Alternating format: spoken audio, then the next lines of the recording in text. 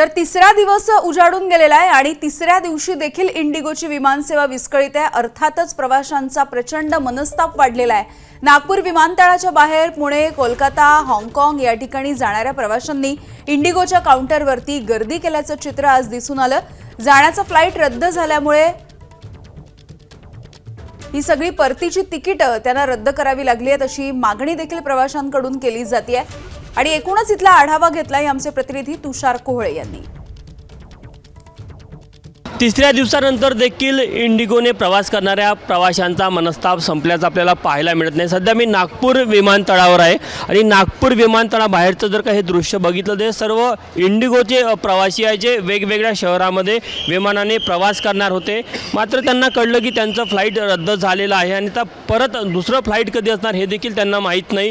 त्यामुळे माहितीसाठी ते नागपूर विमानतळाच्या बाहेर इंडिगोचं जे काउंटर आहे त्या काउंटरवर आलेले आहे आणि मोठ्या संख्येने प्रवासी आहे। सकाळपासून हे चित्र आहे। दिल्ली जाना है रात को, आज रात को 9 बजे का फ्लाइट है, उसी का क्वेरी करने के लिए आए कि फ़्लाइट जा रही है नहीं जा रही।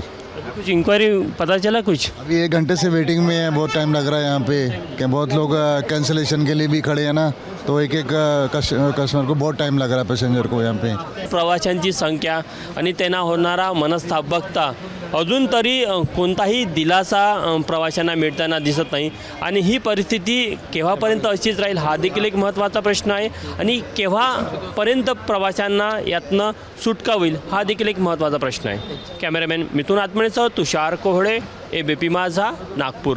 एक छोटासा ब्रेक घेऊन बुलेटिनमध्ये